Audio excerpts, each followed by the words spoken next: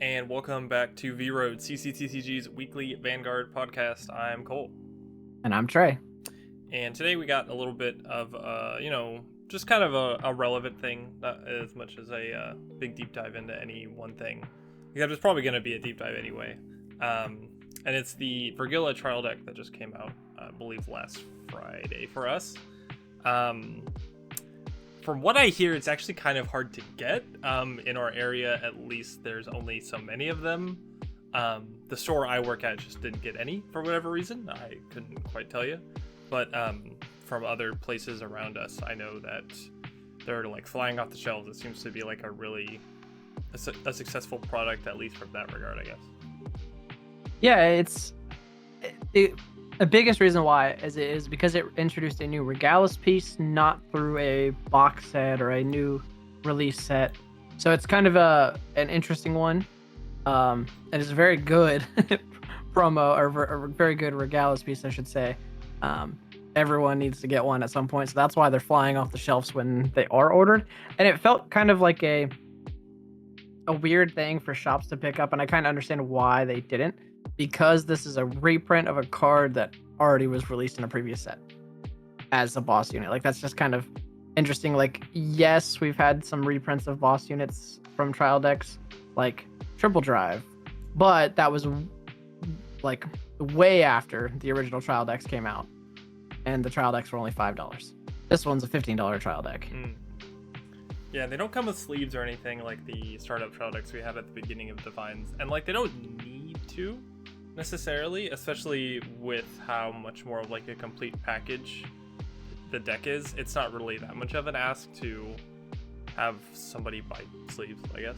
But yeah, I guess we could talk about that Regalis piece because it is kind of worth getting into. I don't know how you feel about it. I see it as just like a worse over, like a generally worse as far as what it wants to do compared to like Evergreen Transfer, but it's a lot more like versatile of a card because you can discard it for the right deck and stuff like that. Yeah, it's a worse in a loose sense because it has two different effects. It can kind of go in your hand, and you can use it early to discard, and then you could also, have additional effects to give it more power. So Evergreen is better in the fact that it kind of cancels an over trigger in that one instance. This one's just saying, hey, I want a big guard in my hand here. And it's kind of versatile with the effects of what the cost is. So having two different effect prints on it rather than like Evergreen being locked to a Soul Blast, which is not too much of an ask, I don't think, in most decks. But for this one to be Counter Blast or Energy Blast, I think it gives it a little more options to be played with.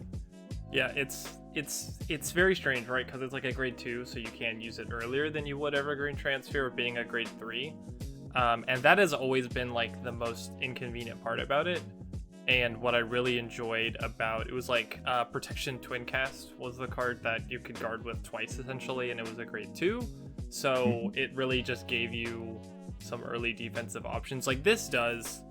But I'm glad it's a Regalis piece that doesn't just straight up push out others like it. Like, I don't think this is a better Evergreen Transfer. Like, if you're using your energy for other things, or like if you're using both your energy and Counterblast for other things and you just don't want to use this, like you've got a bunch of like energy cyclers in your deck already, and, it's Evergreen's probably just better. Or, as always, if you need more Persona Rite opportunities, then the Grail is better.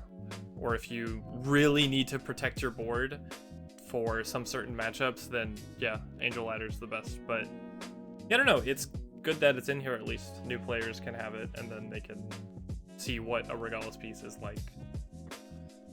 Yeah, it feels more versatile because sometimes, like, if you get one of those Regalis pieces early, like Angel Ladder or Chalice or Twincast, even, like, you don't want to use them early. Like with this one, you can have it in your hand, you can keep other pieces in your hand, and you can discard this for riding, and you get resources back for it.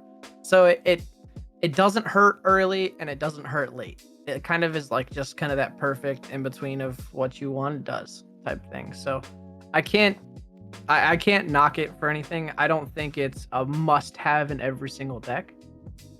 It's gonna find its places in decks that like don't really use a Regalis piece or don't really like find it necessary to like throw it in. But this is like a good middle ground because, all right, extra shield and draw ability because it draws when you discard it to draw like with shield anyways. So it's just drawing. So it's pretty good, I think. Yeah.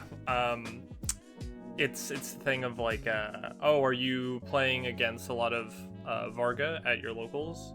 But you're playing a deck that like Direful, let's say, and you can get a lot of your rear guards out of the way during your own turn. So him board wiping you doesn't really matter. You can just play this. Gives you a good defensive option in an already pretty tanky deck. And you know, we can say that about a lot of Regalis pieces that just can be like, all right, this is a nice kind of bonus. You know, you don't have to. It doesn't feel necessary to run for how your deck works. But having more of those is never bad.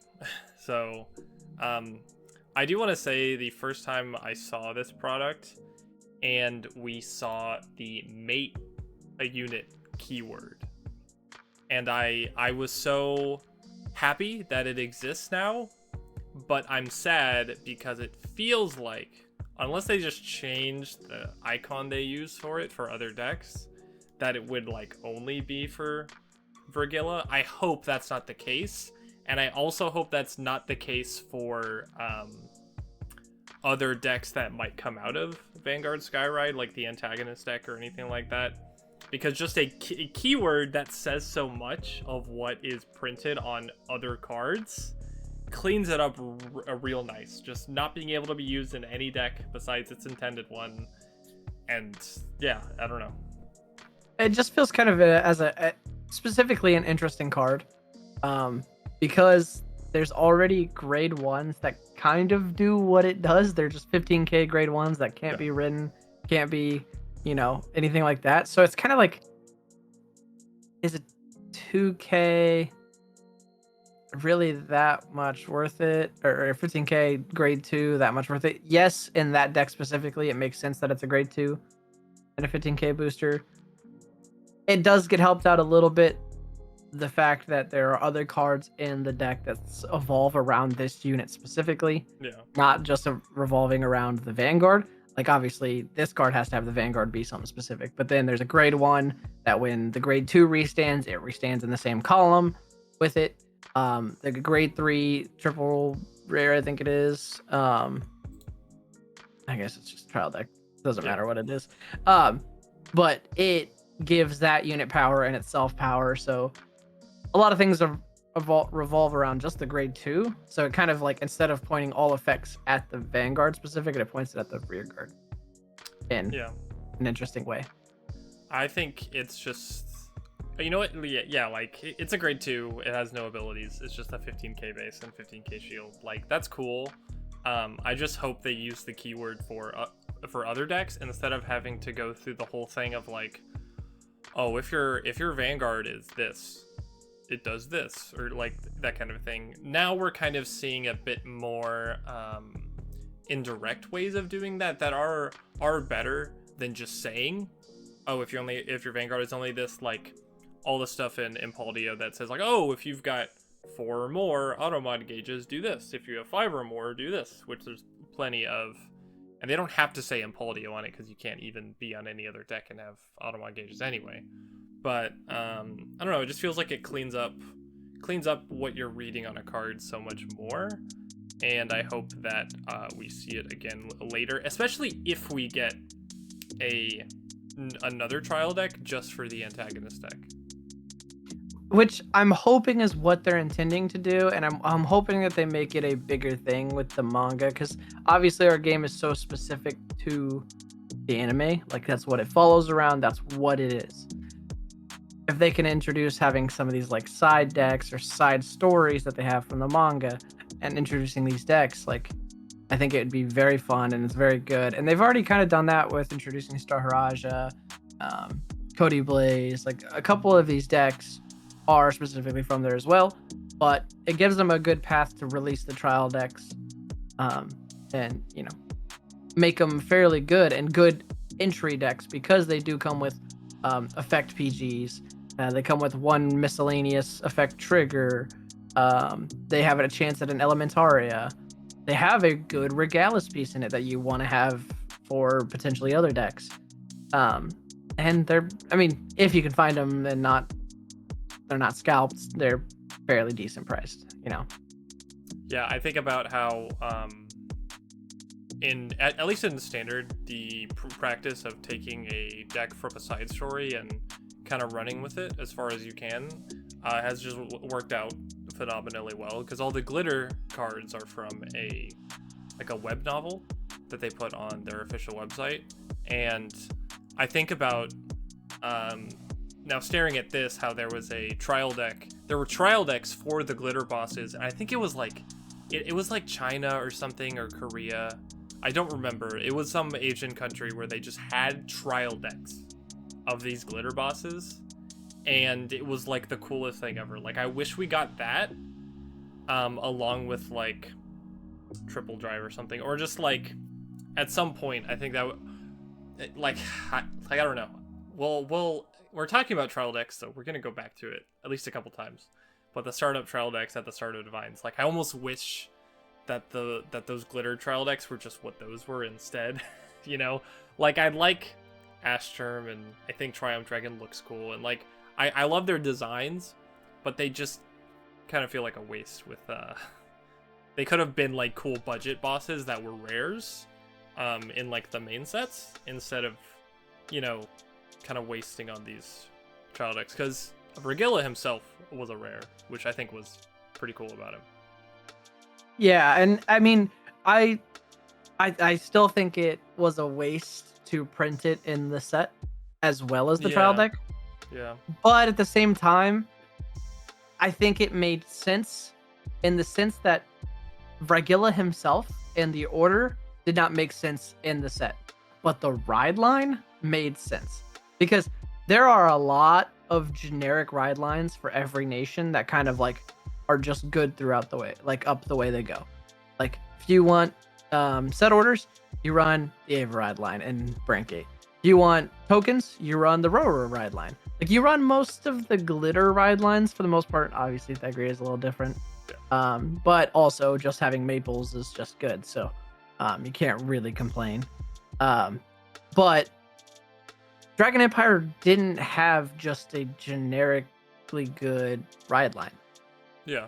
Now Vrygilla, I mean, just the Soul Blast to go, to grade 2, and you can get power on your unit if you're rushing at grade 1. Grade 2, you can get a critical. I don't think that one actually affects, because it has to be Vrygilla. But either way, you have the second skill. It's when it's rode upon, you get to look at the top 5 and grab a grade 2. Which, grabbing a grade 2 doesn't sound like a whole lot, but also it's better than some ride lines we have. Oh yeah. So it's just kind of it felt out of place if you look at it as like, this deck got 0 support other than the order, the ride line, and the grade 3. Like, it makes no sense whatsoever as a release, other than Bushy just saying, hey, here's a generically good ride line. If you look at it that way, I think it made sense in that aspect, but no other way. Having it as a trial deck, it makes sense because it actually has all the support cards it needs. Also just felt like they maybe ran out of space and they're like, hey, here's 5 cards that we can throw in, and it's not going to cost anyone anything because they're pennies. Yeah. I don't know. It still is so weird to think about how this guy, his debut set, he was a rare. Like, he's a boss unit. He's not an especially flashy one, or particularly amazing, competitively speaking, but he's just a whole deck that's the bosses are rare. Like, that's so strange to think about, and it will never stop being strange until we start seeing more bosses like him that come into sets as rares, and kind of, I think about how in these sets they kind of have to do some very strange things to pad out what's happening in a set, like all of the commons and uncommons in set 5 coming up that can only be played in when you've already used your divine skill and they're like 15k grade 3s or something like that. And like those aren't bad necessarily, but it makes me wonder if they just made like more rare bosses and then included their support in those sets. And you know, maybe if you don't want to print a new trial deck in the future to fill out like a product schedule, you would just take these guys and then package them up, maybe put some sleeves with them too, like you easily did with the startup trial decks, just saying. And then, you know, you would have a good entry point for new players, which I think we need that right now more than anything. Yeah, because I mean, it's one thing to say someone should buy into the startup decks that came out in set 1 at the start of Divines, because there has been so much support throughout the different sets that they are in a good spot. Like, they're not overly fantastic at any one thing, but they're all just generically pretty all right. And now that 3 of them have a promo, you got to get those, and some of them are kind of like up there. Like, I think the Keter one's like $5 a card or something. Like it's fairly up there. So it's like tough to say, hey, yeah, buy into this $15 trial deck, you'll get sleeves and an energy generator, but then you have to go and buy either boxes or go buy the singles for this set from like all the cards from the different sets to build it up and out. Whereas this is just a $15 deck, comes with an energy generator, it comes with effect PGs, maybe an Elementaria, 1 effect trigger, and a Regalis piece. So like this feels more complete and probably what those original trial decks should have been. So yeah, adding in more of them going forward, I think would be the best route and what we do need for new players in the game. Yeah, it's not a bad idea to just say, hey, go buy these vanilla decks, and then, you know, whatever boss you want to build from a set, at least you have like the triggers and stuff. Like, that's fine, and you can still do that, and that's what I have recommended to people who want to try the game, and they have found a success with that. Like, that it's not an inherently bad thing, but you give a lot less for the player to have to do to like truly get started in the game with a product like this. Like, even if they don't play Vyrgilla himself and they want to play something else in Dragon Empire, good thing the Regalis piece is a generic card, and all the triggers and PGs and stuff are going to be good to go. And you might even use some, I feel like I saw there was like 1 fairly generic card in the deck list itself. But outside of that, it's like you're not really in a bad spot with that over like the Triumph Dragon one. Like, you're not really losing out on anything meaningful, like not getting the Triumph Dragon one. No, and there's 1 card, it's a grade 1 that pretty much just says, you know, when it's discarded or placed, like a top 5 for an order, essentially. That's what it is, yeah. So like, yeah, generic Dragon Empire doesn't run a whole lot of orders, so it's kind of like very deck specific. If you're running like Smithy Boy, Zedlands, no, that's a good one. I thought about that, but unfortunately that card searches for normal orders, which makes, why would you specify it at all? It's so weird. I don't know. Unless you look for the Regalis piece, I guess. I think so, yeah. Well, is it a Blitzorder? Oh, it is a Blitzorder. Man, I don't know. I think literally the only deck I can think of where that would even like kind of matter is Alcalibra. Like, that's the only one. And I guess like Gondiva and Eugene, because they play Best Harvest. That's fair.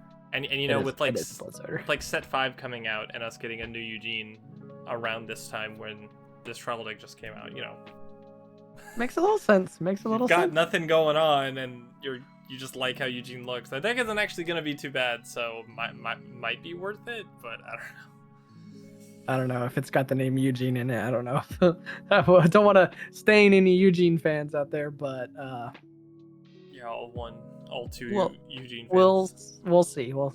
Yeah, but yeah, I don't know. I just want to also compare this to the trial decks that came out around set 6 of Overdress, because it felt like it felt like we'll never have a product that good again, because they had I don't think they had sleeves, but they had a good box like the Startup Trial decks did, and then they had a whole deck of effects, like effect cards, like the Vyrgilla one, and then they did have cards that didn't have effects on them. It was your ride line, and that was it, minus the grade 3. But in this little pack they gave you, included in the deck, was your ride line that's normal, and then a couple other cards that they kind of swapped out for whatever reason. And that was also like the first instance of Elementaria. Like, that was the only way you could get them. It was guaranteed, but it was annoying because it was the only way you could get them. And then they also gave you some like extra cards that were kind of exclusive to that deck. Like, I remember Cadwalla, that was like the first time that card was ever printed, was in the Rika one. And that idea of starting with like cards with no abilities and then kind of putting them in after you've gotten used to the game, it blows my mind that like they did this before and they didn't do it again with the Startup Trial decks. Like, it like in hindsight it feels so easy. Like, what? You know? Yeah, and you know, we could go on and on and on with theories of why they didn't, but they didn't, and it is what it is. You know, they aren't perfect products; they're pretty alright products, and that's just how we have to live with it. They are what they are. Yeah, but at least like I think this product, the Vyrgilla one, is a really, really nice middle ground. Like, it's not quite giving you everything that the 3 did in the middle of Overdress, but it's giving you way more than I think we think it gives you way more than you would have gotten in the Startup Trial decks, because you don't have to go hunting through a bunch of different sets to go through people's bulk and try to make something work. So that's good, at least. And I know that at least as far as like teaching a player how to upgrade their deck with cards in a set, I know this deck runs like Shenris and Latifas, and I know those cards have gone up a little bit because this deck came out, and they're going to be a little hot for a bit, just because everybody's trying to get those cards for this deck to play it to what people are seeing is working for it the best. But I don't think their price point, it being on those only 2 cards, really is enough to deter most players who actually want to play this guy. Yeah, and then in reality, all of the cards in the deck are playable, and they're not awful. They're like the grade 1 that searches for an order can go. Like, that's like where your Shinris would go in. But I mean, for most part, the core of the deck is going to be ran as is, because you have obviously your personas. The new grade 3 is an auto 4 of, just because it gives power and it's your only counter charger in the deck. Yeah. So, and when you're using 2 counter blasts a turn, if you're playing an order and Vanguard skill to restand, you're using 2 counter blasts. So you have to have the 4 of those. You're going to run the mate card, because it's just a 15k attacker that restands, so good. You'll likely run the grade 1 that restands when it boosts the grade 2 mate, because it's just a free column restand essentially. You're gonna run the blitz order in it because it has it.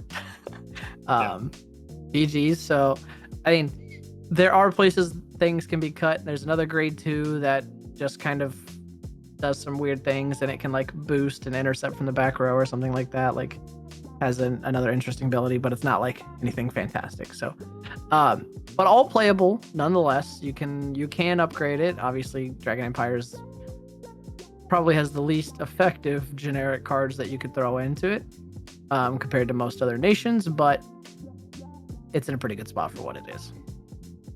Yeah, I think hopefully it's a omen of what's to come as far as like products coming out next year. I hope to see so many more trial decks like this. Like, I do enjoy the stride decks.